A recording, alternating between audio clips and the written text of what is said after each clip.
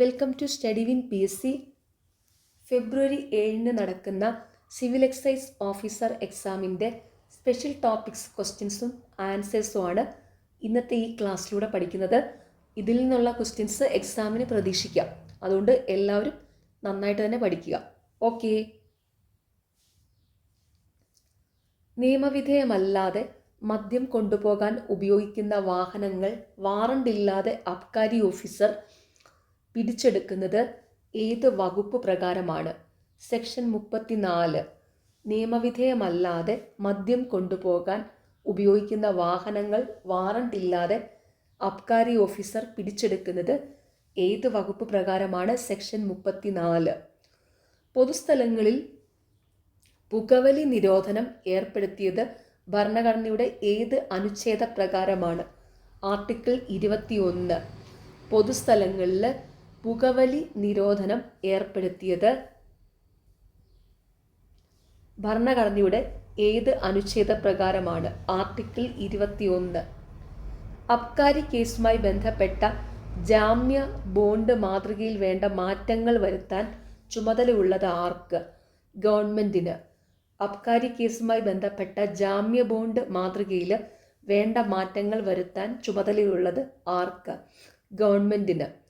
അബ്കാരി case അന്വേഷിക്കുന്ന ഉദ്യോഗസ്ഥന് തെളിവ് ശേഖരിക്കുന്നതിനായി ഒരാളെ വിളിച്ചു വരുത്താൻ അധികാരം നൽകുന്ന വകുപ്പ്?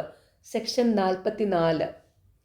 അബ്കാരി കേസ് അന്വേഷിക്കുന്ന ഉദ്യോഗസ്ഥന് തെളിവ് ശേഖരിക്കുന്നതിനായി ഒരാളെ വിളിച്ചു വരുത്താൻ അധികാരം നൽകുന്ന വകുപ്പ്? സെക്ഷൻ 44. മദ്യനിർമ്മാതാക്കൾക്ക് സ്പിരിറ്റ് വാങ്ങാനുള്ള ഡിസ്റ്റിലറീസ് ഏതാണെന്ന് തീരുമാനിക്കുന്നതിനുള്ള അധികാരം ആർക്കാണ്? Excise commissioner. മദ്യനിർമ്മാതാക്കൾക്ക് സ്പിരിറ്റ് വാങ്ങാനുള്ള ഡിസ്റ്റിലറീസ് ഏതാണെന്ന് തീരുമാനിക്കുന്നതിനുള്ള അധികാരം ആർക്കാണ്? Excise commissioner. കേരളത്തിൽ ബോണ്ടഡ് വെയർഹൗസുകൾ നിർത്തലാക്കിയത് ഏത് വർഷത്തെ ഓർഡർ പ്രകാരമാണ്? 1994. കേരളത്തിൽ ബോണ്ടഡ് വെയർഹൗസുകൾ നിർത്തലാക്കിയത് ഏത് വർഷത്തെ ഓർഡർ പ്രകാരമാണ്? 1994.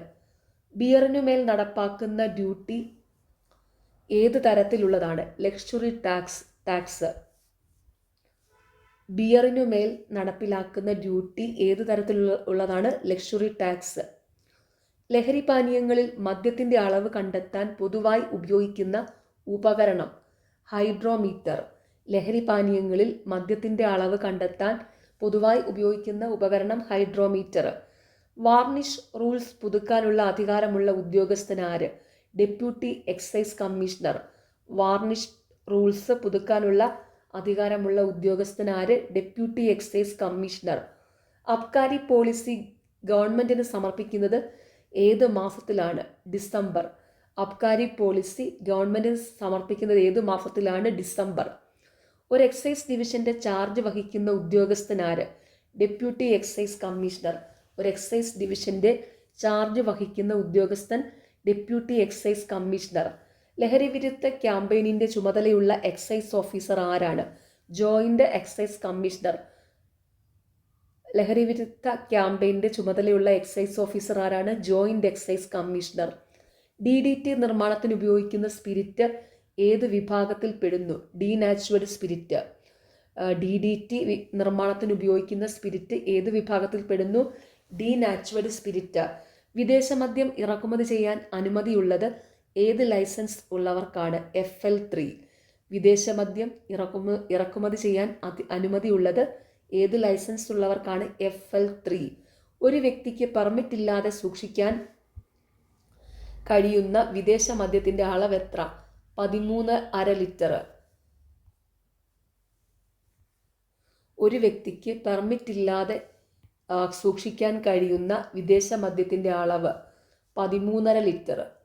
മിലിറ്ററി യൂണിറ്റുകളുടെ ക്യാൻറ്റീന്, മെസ്സ് എന്നിവയിൽ വിദേശ മദ്യം നൽകുന്നത് ഏത് ലൈസൻസ് പ്രകാരമാണ്? FL8. മിലിറ്ററി യൂണിറ്റുകളുടെ ക്യാൻറ്റീന്, മെസ്സ് എന്നിവയിൽ വിദേശ മദ്യം നൽകുന്നത് ഏത് ലൈസൻസ് പ്രകാരമാണ്? FL8. FL3 പെർമിറ്റുള്ള വിദേശ മദ്യ ഷോപ്പുകൾക്ക് SC/ST കോളനി പരിധിയിൽ നിന്ന് എത്ര അകലെയായിട്ടാണ് ദൂരപരിധി നിശ്ചയിച്ചിട്ടുള്ളത്? 200 മീറ്റർ. FL3 പെർമിറ്റുള്ള വിദേശ മദ്യ ഷോപ്പുകൾക്ക് SC/ST കോളനികളിൽ നിന്ന് എത്ര അകലെയായിട്ടാണ് ദൂരപരിധി നിശ്ചയിച്ചിട്ടുള്ളത്? 200 മീറ്റർ. വിദേശ മദ്യ വിൽപ്പനയുമായി ബന്ധപ്പെട്ട FL6 പ്രത്യേക ലൈസൻസുകൾ നൽകാൻ അധികാരമുള്ളത് ആർക്ക്? Excise commissioner. വിദേശ മദ്യ വിൽപ്പനയുമായി ബന്ധപ്പെട്ട FL6 പ്രത്യേക ലൈസൻസുകൾ നൽകാൻ അധികാരമുള്ളത് ആർക്ക്? Excise commissioner. അറസ്റ്റിന്റെ നടപടികൾ വിശദമാക്കുന്ന അബ്കാരി നിയമവകുപ്പ് സെക്ഷൻ 40. അറസ്റ്റിന്റെ നടപടികൾ വിശദമാക്കുന്ന അബ്കാരി നിയമവകുപ്പ് സെക്ഷൻ 40. ഡിസ്റ്റിലറികളുടെ ചുമതലയുള്ള എക്സൈസ് ഇൻസ്പെക്ടർമാരുടെ അധികാര പരിധി എവിടെ വരെയാണ് നിശ്ചയിച്ചിട്ടുള്ളത്? സംസ്ഥാനം മുഴുവൻ. ഡിസ്റ്റിലറികളുടെ ചുമതലയുള്ള എക്സൈസ് ഇൻസ്പെക്ടർമാരുടെ അധികാര പരിധി എവിടെ വരെയാണ് നിശ്ചയിച്ചിട്ടുള്ളത്? സംസ്ഥാനം മുഴുവൻ. നിയമവിധേയമല്ലാതെ വളർത്തുന്ന ലഹരിച്ചെടികൾ അബ്കാരി ഉദ്യോഗസ്ഥർക്ക് പിടിച്ചെടുക്കാൻ അധികാരം നൽകുന്ന NDPS വകുപ്പ് സെക്ഷൻ 48. നിയമവിധേയമല്ലാതെ വളർത്തുന്ന ലഹരിച്ചെടികൾ അബ്കാരി ഉദ്യോഗസ്ഥർക്ക് പിടിച്ചെടുക്കാൻ അധികാരം നൽകുന്ന NDPS നിയമവകുപ്പ് സെക്ഷൻ 48. NDPS കേസുകൾ രജിസ്റ്റർ ചെയ്യുന്ന വ്യക്തി ഏത് റാങ്കിൽ കുറയാത്ത എക്സൈസ് ഉദ്യോഗസ്ഥനായിരിക്കണം? Excise inspector. NDPS രജിസ്റ്റർ ചെയ്യുന്ന വ്യക്തി ഏത് റാങ്കിൽ കുറയാത്ത എക്സൈസ് ഉദ്യോഗസ്ഥനായിരിക്കണം? Excise inspector. അബ്കാരി ഉദ്യോഗസ്ഥർ മറ്റ് ഗവൺമെൻറ് ഓഫീസുകളിൽ നിന്ന് വിവരം ശേഖരിക്കുന്നത് ഏത് വകുപ്പിൻ്റെ അധികാരം ഉപയോഗിച്ചാണ്? സെക്ഷൻ 38. അബ്കാരി ഉദ്യോഗസ്ഥർ മറ്റ് ഗവൺമെൻറ് ഓഫീസുകളിൽ നിന്ന് വിവരം ശേഖരിക്കുന്നത് ഏത് വകുപ്പിൻ്റെ അധികാരം ഉപയോഗിച്ചാണ്? സെക്ഷൻ 38. എക്സൈസ് കമ്മീഷണർക്ക് മദ്യസംഭരണ കേന്ദ്രം നിർമ്മിക്കാൻ അധികാരം നൽകുന്ന വകുപ്പ് സെക്ഷൻ 14. എക്സൈസ് കമ്മീഷണർക്ക് മദ്യസംഭരണ കേന്ദ്രം നിർമ്മിക്കാൻ അധികാരം നൽകുന്ന വകുപ്പ് സെക്ഷൻ 14. അബ്കാരി നിയമപ്രകാരം 3 വർഷമോ അതിൽ കൂടുതലോ ശിക്ഷ ലഭിക്കാവുന്ന കുറ്റകൃത്യത്തിൽ ഉൾപ്പെട്ട ആളെ ആരുടെ മുന്നിലാണ് ഹാജരാക്കേണ്ടത്? മജിസ്ട്രേറ്റ്. അബ്കാരി നിയമപ്രകാരം 3 വർഷമോ അതിൽ കൂടുതലോ ശിക്ഷ ലഭിക്കാവുന്ന കുറ്റകൃത്യത്തിൽ ഉൾപ്പെട്ട ആളെ ആരുടെ മുന്നിലാണ് ഹാജരാക്കേണ്ടത്? മജിസ്ട്രേറ്റിന് മുന്നിൽ. NDPS നിയമം ഇന്ത്യയിൽ രജിസ്റ്റർ ചെയ്തിരിക്കുന്ന കപ്പലുകളിലെയും എയർക്രാഫ്റ്റിലെയും ആളുകൾക്ക് ബാധകമാണെന്ന് വിവരിക്കുന്ന വകുപ്പ് സെക്ഷൻ 1. NDPS നിയമം ഇന്ത്യയിൽ രജിസ്റ്റർ ചെയ്തിരിക്കുന്ന കപ്പലുകളിലെയും എയർക്രാഫ്റ്റിലെയും ആളുകൾക്ക് ബാധകമാണെന്ന് വിവരിക്കുന്ന വകുപ്പ് സെക്ഷൻ 1. വിദേശ മദ്യവുമായി ബന്ധപ്പെട്ട കണക്ക് പരിശോധിക്കുന്നതിന് അധികാരമുള്ളത് ഏത് റാങ്കിന് മുകളിലുള്ള ഉദ്യോഗസ്ഥർക്കാണ്? Excise inspector. വിദേശ മദ്യവുമായി ബന്ധപ്പെട്ട കണക്ക് പരിശോധിക്കുന്നതിന് അധികാരമുള്ളത് ഏത് റാങ്കിന് മുകളിലുള്ള ഉദ്യോഗസ്ഥർക്കാണ്? Excise inspector. ചില്ലറ കള്ള് വിൽപ്പനശാലകൾക്ക് ഒരു ദിവസം എത്ര മണിക്കൂറാണ് പ്രവൃത്തി സമയം നിശ്ചയിച്ചിരിക്കുന്നത്? 12 മണിക്കൂർ.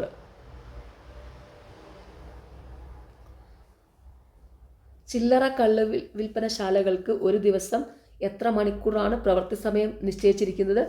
12 മണിക്കൂർ.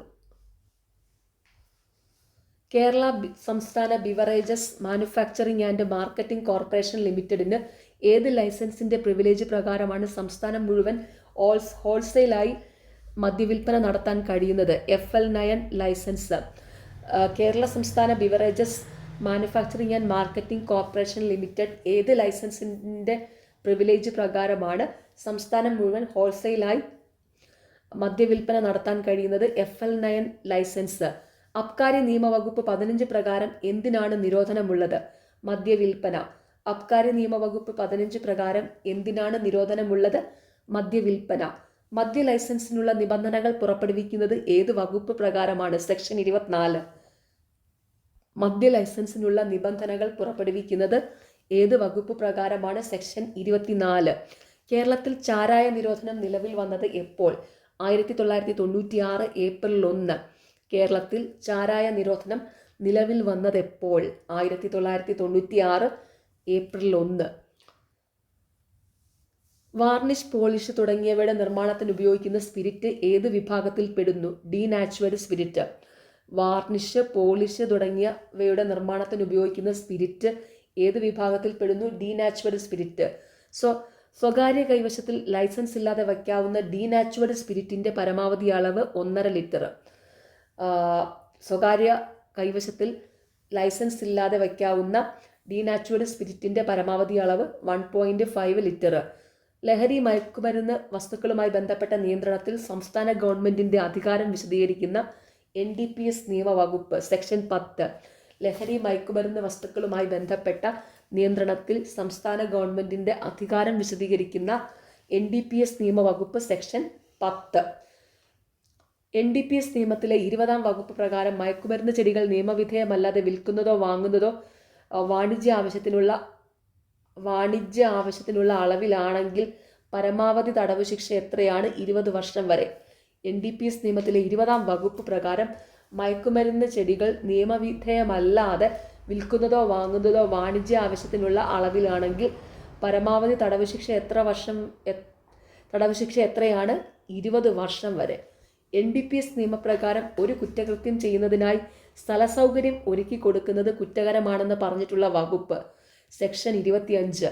NDPS നിയമപ്രകാരം ഒരു കുറ്റകൃത്യം ചെയ്യുന്നതിനായി സ്ഥല സൗകര്യം ഒരുക്കി കൊടുക്കുന്നത് കുറ്റകരമാണെന്ന് പറഞ്ഞിട്ടുള്ള വകുപ്പ് സെക്ഷൻ 25. നിലവിൽ കേരളത്തിലെ എക്സൈസ് മന്ത്രി ആരാണ്? MB രാജേഷ്. ഇമ്പോർട്ടൻ്റ് ആണ്. നിലവിൽ കേരളത്തിലെ എക്സൈസ് മന്ത്രി MB രാജേഷ്. NDPS നിയമത്തിലെ 30-ാം വകുപ്പ് ഏത് കുറ്റകൃത്യത്തിനുള്ള ശിക്ഷയെക്കുറിച്ച് വിശദീകരിക്കുന്നു? ഒരു കുറ്റകൃത്യം ചെയ്യാനുള്ള തയ്യാറെടുപ്പ്. NDPS നിയമത്തിലെ 30-ാം വകുപ്പ് ഏത് കുറ്റകൃത്യത്തിനുള്ള ശിക്ഷയെക്കുറിച്ച് വിശദീകരിക്കുന്നു? ഒരു കുറ്റകൃത്യം ചെയ്യാനുള്ള തയ്യാറെടുപ്പ്. മയക്കുമരുന്നുമായി ബന്ധപ്പെട്ട കേസുകൾ കൈകാര്യം ചെയ്യുന്നതിൽ സംസ്ഥാനങ്ങൾക്ക് അധികാരം നൽകുന്ന NDPS നിയമവകുപ്പ് സെക്ഷൻ 36. മയക്കുമരുന്നുമായി ബന്ധപ്പെട്ട കേസുകൾ കൈകാര്യം ചെയ്യുന്നതിൽ സംസ്ഥാനങ്ങൾക്ക് അധികാരം നൽകുന്ന NDPS നിയമവകുപ്പ് സെക്ഷൻ 36. മയക്കുമരുന്ന് കേസിൽ ഉൾപ്പെട്ട ആളുകളെ പ്രൊബേഷനിൽ വിടുതൽ ചെയ്യുന്നതിന് കോടതികൾക്കുള്ള അധികാരം വിവരിക്കുന്ന NDPS നിയമവകുപ്പ് സെക്ഷൻ 39. മയക്കുമരുന്ന് കേസിൽ ഉൾപ്പെട്ട ആളുകളെ പ്രൊബേഷനിൽ വിടുതൽ ചെയ്യുന്നതിന് കോടതികൾക്കുള്ള അധികാരം വിവരിക്കുന്ന NDPS നിയമവകുപ്പ് സെക്ഷൻ 39. NDPS നിയമത്തിലെ ഏത് വകുപ്പ് പ്രകാരമാണ് ചുമതലപ്പെട്ട ഏതൊരു ഉദ്യോഗസ്ഥനും പൊതുസ്ഥലത്ത് വെച്ച് അറസ്റ്റ് ചെയ്യാനുള്ള അധികാരം നൽകുന്നത്? സെക്ഷൻ 43. NDPS നിയമത്തിലെ ഏത് വകുപ്പ് പ്രകാരമാണ് ചുമതലപ്പെട്ട ഏതൊരു ഉദ്യോഗസ്ഥനും പൊതുസ്ഥലത്ത് വെച്ച് അറസ്റ്റ് ചെയ്യാനുള്ള അധികാരം നൽകുന്നത്? സെക്ഷൻ 43. NDPS നിയമത്തിൽ ലഹരി മയക്കുമരുന്ന് കേസുമായി ബന്ധപ്പെട്ട ഒരാളെ പരിശോധന നടത്താനുള്ള സാഹചര്യങ്ങളെക്കുറിച്ച് വിവരിക്കുന്ന വകുപ്പ് സെക്ഷൻ 50. NDPS നിയമത്തിൽ ലഹരി മയക്കുമരുന്ന് കേസുമായി ബന്ധപ്പെട്ട് ഒരാളെ പരിശോധന നടത്താനുള്ള സാഹചര്യങ്ങളെക്കുറിച്ച് വിവരിക്കുന്ന വകുപ്പ് section 50. Say no to drugs campaign എന്തുമായി ബന്ധപ്പെട്ടിരിക്കുന്നു? ലഹരി മയക്കുമരുന്ന് ഉപയോഗ നിർമ്മാർജ്ജനം. Say no to drugs campaign എന്തുമായി ബന്ധപ്പെട്ടിരിക്കുന്നു? ലഹരി മയക്കുമരുന്ന് ഉപയോഗ നിർമ്മാർജ്ജനം. IT നിയമവും ഇനി ഇതിലെ IT നിയമത്തിൽ നിന്നുള്ള പ്രധാനപ്പെട്ട ക്വസ്റ്റ്യൻസ് ആണ് കേട്ടോ. IT നിയമവും കമ്പ്യൂട്ടർ സയൻസും യോജിപ്പിച്ച് കമ്പ്യൂട്ടർ സിസ്റ്റങ്ങൾ, നെറ്റ്വർക്കുകൾ, ആശയവിനിമയ സംവിധാനങ്ങൾ ഇവയിൽ നിന്നുള്ള വിവരങ്ങൾ വിശകലനം നടത്തി കോടതിക്ക് തെളിവ് നൽകുന്ന ശാസ്ത്രശാഖ ഏത്? Cyber forensic. നിയമവും കമ്പ്യൂട്ടർ സയൻസും യോജിപ്പിച്ച് കമ്പ്യൂട്ടർ സിസ്റ്റങ്ങൾ, നെറ്റ്വർക്കുകൾ, ആശയവിനിമയ സംവിധാനങ്ങൾ ഇവയിൽ നിന്നുള്ള വിവരങ്ങൾ വിശകലനം നടത്തി കോടതിക്ക് തെളിവ് നൽകുന്ന ശാസ്ത്രശാഖ സൈബർ ഫോറൻസിക്. ലഭ്യമായ തെളിവുകളുടെ അടിസ്ഥാനത്തിൽ വിവരസാങ്കേതിക രംഗത്തെ കുറ്റകൃത്യങ്ങളെ വിശകലനം നടത്തി കുറ്റവാളിയെ കണ്ടെത്തുന്ന രീതി ഏതു പേരിൽ അറിയപ്പെടുന്നു? Cyber forensic. ലഭ്യമായ തെളിവുകളുടെ അടിസ്ഥാനത്തിൽ വിവര സാങ്കേതിക രംഗത്തെ കുറ്റകൃത്യങ്ങളെ വിശകലനം നടത്തി കുറ്റവാളിയെ കണ്ടെത്തുന്ന രീതി ഏതു പേരിൽ അറിയപ്പെടുന്നു? Cyber forensic. ശേഖരിച്ച തെളിവുകളുടെ സത്യസന്ധതയെ സംരക്ഷിക്കുന്ന വിധത്തിൽ ഡേറ്റ വിശകലനം ചെയ്ത് നിയമാനുസരണം ഫലപ്രദമായി ഉപയോഗിക്കൽ എന്തിൻ്റെ ലക്ഷ്യമാണ്? Computer forensic. ശേഖരിച്ച തെളിവുകളുടെ സത്യസന്ധതയെ സംരക്ഷിക്കുന്ന വിധത്തിൽ ഡേറ്റ വിശകലനം ചെയ്ത് നിയമാനുസരണം ഫലപ്രദമായി ഉപയോഗിക്കൽ എന്തിൻ്റെ ലക്ഷ്യമാണ്? Computer forensic. Computer, mobile phone, internet തുടങ്ങിയ ആധുനിക വിവരവ്യൂഹങ്ങളുടെ സഹായത്താൽ നടത്തുന്ന നിയമവിരുദ്ധ പ്രവർത്തനങ്ങളേവ? സൈബർ കുറ്റകൃത്യങ്ങൾ. കമ്പ്യൂട്ടർ, മൊബൈൽ ഫോൺ, ഇൻ്റർനെറ്റ് തുടങ്ങിയ ആധുനിക വിവരവ്യൂഹങ്ങളുടെ സഹായത്താൽ നടത്തുന്ന നിയമവിരുദ്ധ പ്രവർത്തനങ്ങൾ സൈബർ കുറ്റകൃത്യങ്ങൾ. സൈബർ കുറ്റകൃത്യങ്ങൾക്ക് ഉദാഹരണങ്ങളേവ? സ്വകാര്യതയെ ഹനിക്കുകയോ അപകീർത്തിപ്പെടുത്തുകയോ ചെയ്യുന്ന സന്ദേശങ്ങൾ, ചിത്രങ്ങൾ, വ്യാജ സന്ദേശങ്ങൾ, ദേശസുരക്ഷയെ ഹനിക്കൽ. സൈബർ കുറ്റകൃത്യങ്ങൾക്ക് ഉദാഹരണങ്ങൾ: സ്വകാര്യതയെ ഹനിക്കുകയോ അപകീർത്തിപ്പെടുത്തുകയോ ചെയ്യുന്ന സന്ദേശങ്ങൾ, ചിത്രങ്ങൾ, വ്യാജ സന്ദേശങ്ങൾ, ദേശസുരക്ഷയെ ഹനിക്കൽ, ദുരുദ്ദേശത്തോടെ കമ്പ്യൂട്ടറിലോ കമ്പ്യൂട്ടർ ശൃംഖലയിലോ അതിക്രമിച്ചു കയറി അതിലെ വിവരങ്ങൾ താറുമാറാക്കുന്ന ദുഷ്പ്രവൃത്തി ഏത്?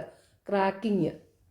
ദുരുദ്ദേശത്തോടെ കമ്പ്യൂട്ടറിലോ കമ്പ്യൂട്ടർ ശൃംഖലയിലോ അതിക്രമിച്ചു കയറി അതിലെ വിവരങ്ങൾ താറുമാറാക്കുന്ന ദുഷ്പ്രവൃത്തി ഏത്? ക്രാക്കിംഗ്.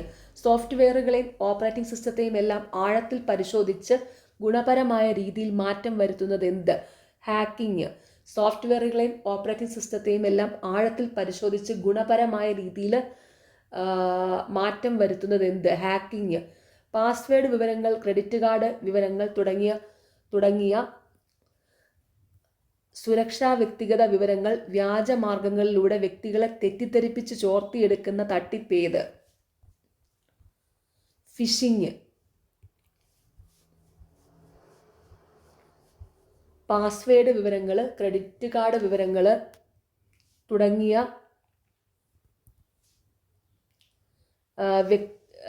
തുടങ്ങിയ സുരക്ഷാ വ്യക്തിഗത വിവരങ്ങൾ വ്യാജ മാർഗങ്ങളിലൂടെ വ്യക്തികളെ തെറ്റിദ്ധരിപ്പിച്ച് ചോർത്തിയെടുക്കുന്ന തട്ടിപ്പേത്? ഫിഷിംഗ്. ഇതൊക്കെ മിക്ക പരീക്ഷയ്ക്കും ചോദിക്കാറുണ്ട്, ഈ ഫിഷിംഗ്, ക്രാക്കിംഗ്, ഹാക്കിംഗ് എല്ലാം. ഔദ്യോഗിക വെബ്സൈറ്റ് എന്ന് തെറ്റിദ്ധരിപ്പിച്ച് വ്യാജ വെബ്സൈറ്റുകളും വിലാസങ്ങളും തയ്യാറാക്കുന്ന പ്രവർത്തനം ഏത്? Cyber squatting. ഇതും റിപ്പീറ്റഡ് ആണ് കേട്ടോ. ഔദ്യോഗിക വെബ്സൈറ്റ് എന്ന് തെറ്റിദ്ധരിപ്പിച്ച് വ്യാജ വെബ്സൈറ്റുകളും വിലാസങ്ങളും തയ്യാറാക്കുന്ന പ്രവർത്തനം സൈബർ സ്ക്വാട്ടിങ്. ഇൻ്റർനെറ്റിലൂടെ അശ്ലീല ചിത്രങ്ങളും മറ്റും പ്രചരിപ്പിക്കുകയും ചെയ്യുന്ന പ്രവർത്തനം പോണോഗ്രാഫി.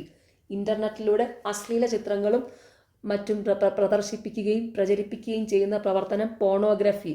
ദേശസുരക്ഷ, രാജ്യത്തിൻ്റെ ഏകത, പരമാധികാരം എന്നിവയ്ക്കെതിരെ സൈബർ സാങ്കേതിക വിദ്യ ഉപയോഗിച്ച് നടത്തപ്പെടുന്ന പ്രവർത്തനം ഏത്? Cyber terrorism. ഇതൊക്കെ മിക്ക പരീക്ഷകളിലും PSC ചോദിക്കുന്നതാണ്. ഈ സിവിൽ എക്സൈസ് ഓഫീസർ മാത്രമല്ല, അല്ലാത്ത പരീക്ഷയ്ക്കുമൊക്കെ IT എന്നുള്ള സെക്ഷനിൽ ചോദിക്കുന്ന ചോദ്യങ്ങളാണ്. ദേശസുരക്ഷ, രാജ്യത്തിൻ്റെ ഏകത, പരമാധികാരം എന്നിവയ്ക്കെതിരെ സൈബർ സാങ്കേതിക വിദ്യ ഉപയോഗിച്ച് നടത്തപ്പെടുന്ന പ്രവർത്തനം സൈബർ ടെററിസം.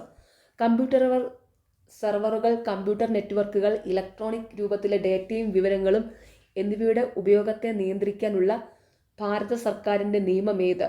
വിവരസാങ്കേതിക വിദ്യാ നിയമം 2000, ഇൻഫർമേഷൻ ടെക്നോളജി ആക്ട് 2000.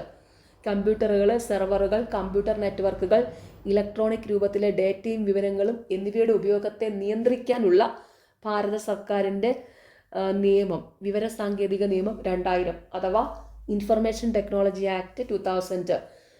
നെറ്റ്വർക്ക് സേവനദാതാവിൻ്റെ ബാധ്യതകൾ, ആധികാരികത വരുത്തൽ, ഡിജിറ്റൽ ഒപ്പ്, സൈബർ കുറ്റകൃത്യങ്ങൾ എന്നിവയുമായി ബന്ധപ്പെട്ട വിവിധ വശങ്ങൾ പരാമർശിക്കുന്ന നിയമം ഏത്? വിവരസാങ്കേതിക വിദ്യാ നിയമം 2000. നെറ്റ്വർക്ക് സേവനദാതാവിൻ്റെ ബാധ്യതകൾ, ആധികാരികത വരുത്തൽ, ഡിജിറ്റൽ ഒപ്പ്, സൈബർ കുറ്റകൃത്യങ്ങൾ എന്നിവയുമായി ബന്ധപ്പെട്ട വിവിധ വശങ്ങൾ പരാമർശിക്കുന്ന നിയമം ഏത്? വിവരസാങ്കേതിക വിദ്യാ നിയമം 2000. ഇലക്ട്രോണിക് ഡേറ്റ കൈമാറ്റത്തിലൂടെയുള്ള ഇടപാടുകൾക്കും മറ്റും ഇലക്ട്രോണിക് ആശയവിനിമയ രീതികൾക്കും അംഗീകാരം നൽകുന്ന ഇന്ത്യയിലെ നിയമം വിവരസാങ്കേതിക വിദ്യാ നിയമം 2000. ഇലക്ട്രോണിക് ഡേറ്റ കൈമാറ്റത്തിലൂടെയുള്ള ഇടപാടുകൾക്കും മറ്റ് ഇലക്ട്രോണിക് ആശയവിനിമയ രീതികൾക്കും അംഗീകാരം നൽകുന്ന ഇന്ത്യയിലെ നിയമം വിവരസാങ്കേതിക വിദ്യാ നിയമം 2000. പേപ്പർ ഉപയോഗിച്ചുള്ള ആശയവിനിമയത്തിന് പകരം ഉള്ള മാർഗങ്ങൾ നൽകുകയും ഏജൻസികളുടെ രേഖകൾ ഇലക്ട്രോണിക്കായി ഫയൽ ചെയ്യാൻ സഹായിക്കുകയും ചെയ്യുന്ന നിയമം വിവരസാങ്കേതിക നിയമം 2000. പേപ്പർ ഉപയോഗിച്ചുള്ള ആശയവിനിമയത്തിന് പകരമുള്ള മാർഗങ്ങൾ നൽകുകയും ഏജൻസികളുടെ രേഖകൾ ഇലക്ട്രോണിക്കായി ഫയൽ ചെയ്യാൻ സഹായിക്കുകയും ചെയ്യുന്ന നിയമം വിവരസാങ്കേതിക വിദ്യാ നിയമം 2000. ഇലക്ട്രോണിക് ആശയ വിനിമയത്തിന് നിയമപ്രാബല്യം നൽകുകയും ഇന്ത്യയിലെ ഈ വാണിജ്യത്തിന് നിയമപരമായി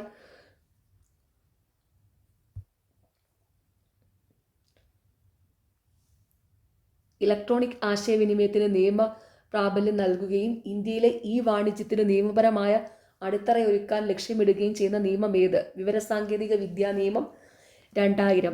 ഇലക്ട്രോണിക് ആശയവിനിമയത്തിന് നിയമ പ്രാബല്യം നൽകുകയും ഇന്ത്യയിലെ ഈ വാണിജ്യത്തിന് നിയമപരമായ അടിത്തറയൊരുക്കാൻ ലക്ഷ്യമിടുകയും ചെയ്യുന്ന നിയമം ഏത്? വിവരസാങ്കേതിക വിദ്യാ നിയമം 2000. IT വ്യവസായത്തെ പ്രോത്സാഹിപ്പിക്കുക, വാണിജ്യം നിയന്ത്രിക്കുക, ഭരണത്തിന് സൗകര്യമൊരുക്കുക, സൈബർ കുറ്റകൃത്യങ്ങൾ തടയുക എന്ന ലക്ഷ്യത്തോടെ രൂപം നൽകിയ നിയമം. വിവരസാങ്കേതിക വിദ്യാ നിയമം 2000. IT വ്യവസായത്തെ പ്രോത്സാഹിപ്പിക്കുക, വാണിജ്യം നിയന്ത്രിക്കുക, ഭരണത്തിന് സൗകര്യമൊരുക്കുക, സൈബർ കുറ്റകൃത്യങ്ങൾ തടയുക എന്നീ ലക്ഷ്യങ്ങളോടെ രൂപം നൽകിയ നിയമം. വിവരസാങ്കേതിക വിദ്യാ നിയമം 2000. ഇന്ത്യയിൽ വിവരസാങ്കേതിക വിദ്യാ നിയമം IT ആക്ട് നിലവിൽ വന്ന വർഷം ഏത്? മിക്ക പരീക്ഷകളിലും ചോദിക്കുന്നതാണ്. സിവിൽ എക്സൈസ് ഓഫീസർ അല്ല, എല്ലാ പരീക്ഷകളിലും തന്നെ എപ്പോഴും ചോദിക്കുന്ന ഒരു ചോദ്യം. ഇത് എന്താണ്? 2000 ഒക്ടോബർ 17. ഇന്ത്യയിൽ വിവരസാങ്കേതിക വിദ്യാ നിയമം IT ആക്ട് നിലവിൽ വന്ന വർഷം 2000 ഒക്ടോബർ 17. ഓർത്തു വയ്ക്കുക, ഇന്ത്യയിൽ വിവരസാങ്കേതിക വിദ്യാ നിയമം IT ആക്ട് നിലവിൽ വന്ന വർഷം 2000 ഒക്ടോബർ 17. വിവരസാങ്കേതിക വിദ്യാ നിയമം പാർലമെന്റ് ഭേദഗതി നടത്തിയ വർഷം 2008. വിവരസാങ്കേതിക വിദ്യാ നിയമം പാർലമെന്റ് ഭേദഗതി വരുത്തിയ വർഷം 2008. ഇന്ത്യയിലെ വിവരസാങ്കേതിക വിദ്യാ നിയമത്തിലെ ഭേദഗതി പ്രാബല്യത്തിലായതെന്ന്? 2009 ഒക്ടോബർ. ഇന്ത്യയിലെ വിവരസാങ്കേതിക വിദ്യാ നിയമത്തിലെ ഭേദഗതി പ്രാബല്യത്തിലായതെന്ന്? 2009 ഒക്ടോബർ. ഈ 3 ചോദ്യങ്ങളും പരീക്ഷയ്ക്ക് എപ്പോഴും തന്നെ ചോദിക്കാറുണ്ട്. സൈബർ കുറ്റങ്ങളെപ്പറ്റി പ്രത്യേകം പ്രതിപാദിക്കുന്ന IT ആക്ടിലെ ഭാഗങ്ങളേവ? വകുപ്പ് 65 മുതൽ 74 വരെ. സൈബർ കുറ്റങ്ങളെപ്പറ്റി പ്രത്യേകം പ്രതിപാദിക്കുന്ന IT ആക്ടിലെ ഭാഗങ്ങളേവ? വകുപ്പ് 65 മുതൽ 74 വരെ. കമ്പ്യൂട്ടറിന്റെ സോഴ്സ് കോഡിൽ നാശം വരുത്തുന്നത് കുറ്റകരമാക്കുന്ന IT ആക്ടിലെ വകുപ്പ് ഏത്? വകുപ്പ് 65. കമ്പ്യൂട്ടറിന്റെ സോഴ്സ് കോഡിൽ നാശം വരുത്തുന്നത് കുറ്റകരമാക്കുന്ന IT ആക്ടിലെ വകുപ്പ് 65. കമ്പ്യൂട്ടറിന്റെ സോഴ്സ് കോഡിൽ നാശം വരുത്തുന്നതിനുള്ള ശിക്ഷ എന്ത്? 2 ലക്ഷം രൂപ വരെ പിഴയോ 3 വർഷം വരെ തടവോ രണ്ടും കൂടിയോ? കമ്പ്യൂട്ടറിന്റെ സോഴ്സ് കോഡിൽ നാശം വരുത്തുന്നതിനുള്ള ശിക്ഷ എന്ത്? 2 ലക്ഷം രൂപ വരെ പിഴയോ 3 വർഷം തടവോ രണ്ടും കൂടിയോ? IT ആക്ടിന്റെ വകുപ്പ് 66ന്റെ പ്രതിപാദ്യം കമ്പ്യൂട്ടറുമായി ബന്ധപ്പെട്ട കുറ്റങ്ങൾ. ഇത് മിക്കപ്പോഴും PC ചോദിക്കാറുള്ള ചോദ്യം കേട്ടോ. പ്രീവിയസ് ഇയറിൽ ചോദിച്ചിട്ടുണ്ട്. IT ആക്ടിന്റെ വകുപ്പ് 66ന്റെ പ്രതിപാദ്യം കമ്പ്യൂട്ടറുമായി ബന്ധപ്പെട്ട കുറ്റങ്ങൾ. കമ്പ്യൂട്ടറുമായി ബന്ധപ്പെട്ട കുറ്റങ്ങൾക്കുള്ള ശിക്ഷ എന്ത്? 5 ലക്ഷം രൂപ പിഴയോ 3 വർഷം വരെ തടവോ രണ്ടും കൂടിയോ? കമ്പ്യൂട്ടറുമായി ബന്ധപ്പെട്ട കുറ്റങ്ങൾക്കുള്ള ശിക്ഷ. ഇതും പ്രീവിയസ് ക്വസ്റ്റ്യനാണ്. 5 ലക്ഷം രൂപ പിഴയോ 3 വർഷം വരെ തടവോ രണ്ടും കൂടിയോ? മോഷ്ടിച്ച കമ്പ്യൂട്ടറും ആശയവിനിമയ സംവിധാനങ്ങളും വാങ്ങുന്നത് കുറ്റകരമാക്കുന്ന IT ആക്ടിലെ വകുപ്പ് ഏത്? വകുപ്പ് 66B. മോഷ്ടിച്ച കമ്പ്യൂട്ടറും ആശയവിനിമയ സംവിധാനങ്ങളും വാങ്ങുന്നത് കുറ്റകരമാക്കുന്ന IT ആക്ടിലെ വകുപ്പ് ഏത്? വകുപ്പ് 66B. മോഷ്ടിച്ച കമ്പ്യൂട്ടർ ആശയവിനിമയ സംവിധാനം ഇവ വാങ്ങുന്നതിനുള്ള ശിക്ഷ എന്ത്? 1 ലക്ഷം രൂപ വരെ പിഴയോ 3 വർഷം വരെ തടവോ രണ്ടും കൂടിയോ? മോഷ്ടിച്ച കമ്പ്യൂട്ടർ ആശയവിനിമയ സംവിധാനം ഇവ വാങ്ങുന്നതിനുള്ള ശിക്ഷ എന്ത്? 1 ലക്ഷം രൂപ വരെ പിഴയോ 3 വർഷം വരെ തടവോ രണ്ടും കൂടിയോ? ഐഡന്റിറ്റി മോഷണം നടത്തുന്നത് കുറ്റകരമാക്കുന്ന IT ആക്ടിലെ വകുപ്പ് ഏത്? വകുപ്പ് 66C. ഇതും BSc മിക്ക പരീക്ഷകളിലും ചോദിക്കുന്നതാണ് കേട്ടോ. സിവിൽ എക്സൈസ് ഓഫീസർ മാത്രമല്ല, അല്ലാത്ത പരീക്ഷകളിലും ഒക്കെ കമ്പ്യൂട്ടർ സെക്ഷനിൽ നിന്ന് ചോദിക്കുന്നതാണ്. ഐഡന്റിറ്റി മോഷണം നടത്തുന്നത് കുറ്റകരമാക്കുന്ന IT ആക്ടിലെ വകുപ്പ് 66C. ഐഡന്റിറ്റി മോഷണത്തിന് IT ആക്ടിലുള്ള ശിക്ഷ എന്ത്? 1 ലക്ഷം രൂപ വരെ പിഴയോ 3 വർഷം വരെ തടവോ? ഐഡന്റിറ്റി മോഷണത്തിന് IT ആക്ടിലുള്ള ശിക്ഷ 1 ലക്ഷം രൂപ വരെ പിഴയോ 3 വർഷം വരെ തടവോ? കമ്പ്യൂട്ടർ ഉപാധികൾ ഉപയോഗിച്ച് ആൾമാറാട്ടം നടത്തി വഞ്ചിക്കുന്നത് കുറ്റകരമാക്കുന്ന IT ആക്ടിലെ വകുപ്പ് ഏത്? വകുപ്പ് 66D. ഇതും മിക്ക പരീക്ഷകളിലും ഈ സിവിൽ എക്സൈസ് ഓഫീസറും അല്ലാത്ത പരീക്ഷകളിലും IT സെക്ഷനിൽ നിന്ന് ചോദിക്കുന്ന ചോദ്യമാണ്. കമ്പ്യൂട്ടർ ഉപാധികൾ ഉപയോഗിച്ച് ആൾമാറാട്ടം നടത്തി വഞ്ചിക്കുന്നത് കുറ്റകരമാക്കുന്ന IT ആക്ടിലെ വകുപ്പ് 66D. വകുപ്പ് 66D പ്രകാരമുള്ള ശിക്ഷ എന്ത്? 1 ലക്ഷം രൂപ വരെ പിഴയോ 3 വർഷം വരെ തടവോ? വകുപ്പ് 66D പ്രകാരമുള്ള ശിക്ഷ എന്ത്? 1 ലക്ഷം രൂപ വരെ പിഴയോ 3 വർഷം വരെ തടവോ രണ്ടും കൂടിയോ? IT ആക്ടിന്റെ വകുപ്പ് 66E കുറ്റകരമായി പ്രഖ്യാപിച്ചിട്ടുള്ളത് എന്ത്? സ്വകാര്യതാ ലംഘനം. ഇതും മിക്ക പരീക്ഷകളിലും ഈ സിവിൽ എക്സൈസ് ഓഫീസറിനും അല്ലാത്ത പരീക്ഷകളിലും IT സെക്ഷനിൽ നിന്ന് മിക്കപ്പോഴും ചോദിക്കുന്നതാണിത്. IT ആക്ടിന്റെ വകുപ്പ് 66E കുറ്റകരമായി പ്രഖ്യാപിച്ചിട്ടുള്ളത് എന്ത്? സ്വകാര്യതാ ലംഘനം. അപ്പോൾ IT ആക്ടിലെ വകുപ്പ് 66E എന്താണ്? സ്വകാര്യതാ ലംഘനം. സ്വകാര്യതാ ലംഘനത്തിന് IT ആക്ടിലുള്ള ശിക്ഷ എന്ത്? 2 ലക്ഷം രൂപ പിഴയോ 3 വർഷം വരെ തടവോ രണ്ടും കൂടിയോ? സ്വകാര്യതാ ലംഘനത്തിന് IT ആക്ടിലുള്ള ശിക്ഷ 2 ലക്ഷം രൂപ പിഴയോ 3 വർഷം വരെ തടവോ രണ്ടും കൂടിയോ? സൈബർ ഭീകരത പ്രതിപാദിക്കുന്ന IT ആക്ടിലെ വകുപ്പ് ഏത്? 66F. ഇതും അതെ, ഇതുപോലെ എല്ലാ ചോദ്യപേപ്പറിലും ഉള്ള ഒരു ചോദ്യമാണ്. സിവിൽ എക്സൈസ് ഓഫീസറും അല്ലാത്ത പരീക്ഷകളിലും എല്ലാം ഉണ്ട് ഈ ചോദ്യം. സൈബർ ഭീകരത പ്രതിപാദിക്കുന്ന IT ആക്ടിലെ വകുപ്പ് 66F. സൈബർ ഭീകരത പ്രതിപാദിക്കുന്ന IT ആക്ടിലെ വകുപ്പ് 66F. ജീവിതാവസാനം വരെ തടവ് ശിക്ഷ ലഭിക്കാവുന്ന സൈബർ കുറ്റകൃത്യം ഏത്? സൈബർ ഭീകരത. ഓർത്തു വെച്ചോണം, ജീവിതാവസാനം വരെ തടവ് ശിക്ഷ ലഭിക്കാവുന്ന സൈബർ കുറ്റകൃത്യമാണ് സൈബർ ഭീകരത. ഇലക്ട്രോണിക് രീതിയിൽ അശ്ലീലം പ്രചരിപ്പിക്കുന്നത് തടയുന്ന IT ആക്ടിലെ വകുപ്പ് ഏത്? വകുപ്പ് 67. ഇലക്ട്രോണിക് രീതിയിൽ അശ്ലീലം പ്രചരിപ്പിക്കുന്നത് തടയുന്ന IT ആക്ടിലെ വകുപ്പ് ഏത്? വകുപ്പ് 67. ഇലക്ട്രോണിക് രീതിയിൽ അശ്ലീലം പ്രചരിപ്പിക്കുന്നതിനുള്ള ശിക്ഷ എന്ത്? 2 മുതൽ 3 വർഷം വരെ തടവും 5 ലക്ഷം രൂപ വരെ പിഴയും. ഇലക്ട്രോണിക് രീതിയിൽ അശ്ലീലം പ്രചരിപ്പിക്കുന്നതിനുള്ള ശിക്ഷ എന്ത്? 2 മുതൽ 3 വർഷം വരെ തടവും 5 ലക്ഷം രൂപ വരെ പിഴയും.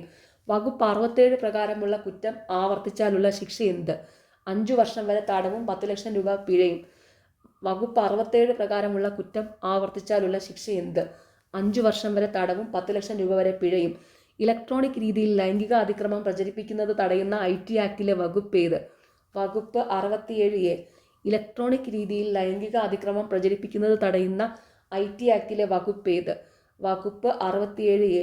കുട്ടികളുടെ അശ്ലീല ചിത്രങ്ങൾ ഡിജിറ്റലായി നിർമ്മിക്കുന്നതോ പ്രൊമോട്ട് ചെയ്യുന്നതോ കുറ്റകരമാണെന്ന് പറഞ്ഞിരിക്കുന്ന IT നിയമ വകുപ്പ് സെക്ഷൻ 67B. കുട്ടികളുടെ അശ്ലീല ചിത്രങ്ങൾ ഡിജിറ്റലായി നിർമ്മിക്കുന്നതോ പ്രൊമോട്ട് ചെയ്യുന്നതോ കുറ്റകരമാണെന്ന് പറഞ്ഞിരിക്കുന്ന IT നിയമ വകുപ്പ് സെക്ഷൻ 67B. ഇലക്ട്രോണിക് രീതിയിൽ കുട്ടികൾക്കെതിരെ ലൈംഗിക അതിക്രമം പ്രചരിപ്പിക്കുന്നത് കുറ്റകരമാക്കുന്ന IT ആക്ടിലെ വകുപ്പ് ഏത്? വകുപ്പ് 67B. ഇലക്ട്രോണിക് രീതിയിൽ കുട്ടികൾക്കെതിരെ ലൈംഗിക അതിക്രമം പ്രചരിപ്പിക്കുന്നത് കുറ്റകരമാക്കുന്ന IT ആക്ടിലെ വകുപ്പ് 67B. IT നിയമ ഭേദഗതി നിലവിൽ വന്ന വർഷം 2008. മിക്ക പരീക്ഷകളിലുള്ള ചോദ്യമാണ്. IT നിയമ ഭേദഗതി നിലവിൽ വന്ന വർഷം 2008. IT നിയമം 43A വകുപ്പ് പ്രകാരം നഷ്ടപരിഹാര തുകയുടെ പരിധി എത്രയാണ്? 5 കോടി രൂപ. IT നിയമം 43A വകുപ്പ് പ്രകാരം നഷ്ടപരിഹാര തുകയുടെ പരിധി എത്ര? 5 കോടി രൂപ. IT നിയമത്തിലെ 66C വകുപ്പ് പ്രകാരം പിഴത്തുക എത്രയാണ്? 1 ലക്ഷം രൂപ വരെ. IT നിയമത്തിലെ 66C വകുപ്പ് പ്രകാരം പിഴത്തുക എത്രയാണ്? 1 ലക്ഷം രൂപ വരെ. ഒരു കമ്പ്യൂട്ടർ ഉപയോഗിച്ച് വഞ്ചന നടത്തുന്നത് കുറ്റകരമാണെന്ന് പറഞ്ഞിട്ടുള്ള വകുപ്പ് ഏത്? Section 66D of IT act. ഒരു കമ്പ്യൂട്ടർ ഉപയോഗിച്ച് വഞ്ചന നടത്തുന്നത് കുറ്റകരമാണെന്ന് പറഞ്ഞിട്ടുള്ള വകുപ്പ് section 66D of IT act. Computer ഉപയോഗിച്ച് ഇന്ത്യയുടെ സുരക്ഷയ്ക്കോ അയൽ രാജ്യങ്ങളുമായുള്ള ബന്ധത്തിനോ ഭീഷണി ഉണ്ടാക്കുന്നത് കുറ്റകരമാണെന്ന് വിശദീകരിച്ചിരിക്കുന്ന IT നിയമ വകുപ്പ് സെക്ഷൻ 66F. ഇതും മിക്ക പരീക്ഷകളിലും ഉള്ള ചോദ്യമാണ്. ഒത്തിരി പ്രാവശ്യം റിപ്പീറ്റ് ചെയ്ത് ചോദിച്ചിട്ടുണ്ട്. കമ്പ്യൂട്ടർ ഉപയോഗിച്ച് ഇന്ത്യയുടെ സുരക്ഷയ്ക്കോ അയൽ രാജ്യങ്ങളുമായുള്ള ബന്ധത്തിനോ ഭീഷണി ഉണ്ടാക്കുന്നത് കുറ്റകരമാണെന്ന് വിശദീകരിച്ചിരിക്കുന്ന IT നിയമ വകുപ്പ് സെക്ഷൻ 66F. ഇലക്ട്രോണിക് രീതിയിൽ കുട്ടികൾക്കെതിരെ ലൈംഗിക അതിക്രമം പ്രചരിപ്പിക്കുന്നതിന് IT ആക്ടിലുള്ള ശിക്ഷ എന്ത്? 5 വർഷം വരെ തടവും 10 ലക്ഷം രൂപ പിഴയും. ഇലക്ട്രോണിക് രീതിയിൽ കുട്ടികൾക്കെതിരെ ലൈംഗിക അതിക്രമം പ്രചരിപ്പിക്കുന്നത് IT ആക്ടിലുള്ള ശിക്ഷ എന്ത്? 5 വർഷം വരെ തടവും 10 ലക്ഷം രൂപ വരെ പിഴയും. 2015 സുപ്രീം കോടതി നിയമവിരുദ്ധമായി പ്രഖ്യാപിച്ച IT ആക്ടിലെ വകുപ്പ് ഏത്? വകുപ്പ് 66A.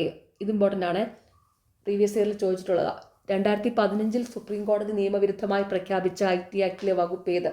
വകുപ്പ് 66A. പോലീസ് ഉദ്യോഗസ്ഥന് സൈബർ കുറ്റങ്ങൾ അന്വേഷിക്കാൻ അധികാരമുണ്ടെന്ന് വിശദീകരിക്കുന്ന IT നിയമ വകുപ്പ് സെക്ഷൻ 78. പോലീസ് ഉദ്യോഗസ്ഥന് സൈബർ കുറ്റകൃത്യങ്ങൾ അന്വേഷിക്കാൻ അധികാരമുണ്ടെന്ന് വിശദീകരിക്കുന്ന IT നിയമ വകുപ്പ് സെക്ഷൻ 78. IT നിയമത്തിൽ കമ്പ്യൂട്ടർ സിസ്റ്റത്തിന് കേടുപാടുകൾ വരുത്തിയാലുള്ള സിവിൽ നിയമ നടപടികളുമായി ബന്ധപ്പെട്ട വകുപ്പ് സെക്ഷൻ 43. IT നിയമത്തിൽ കമ്പ്യൂട്ടർ സിസ്റ്റത്തിന് കേടുപാടുകൾ വരുത്തിയാലുള്ള സിവിൽ നിയമ നടപടികളുമായി ബന്ധപ്പെട്ട വകുപ്പ് സെക്ഷൻ 43. IT നിയമപ്രകാരം 3 വർഷം വരെ തടവ് ശിക്ഷ ലഭിക്കാവുന്ന കുറ്റങ്ങൾക്ക് ജാമ്യം ലഭിക്കാവുന്നവയാണെന്ന് വിശദീകരിക്കുന്ന വകുപ്പ്. Section 77B. IT നിയമപ്രകാരം 3 വർഷം വരെ തടവ് ശിക്ഷ ലഭിക്കാവുന്ന കുറ്റങ്ങൾക്ക് ജാമ്യം ലഭിക്കാവുന്നവയാണെന്ന് വിശദീകരിക്കുന്ന വകുപ്പ്. Section 77B.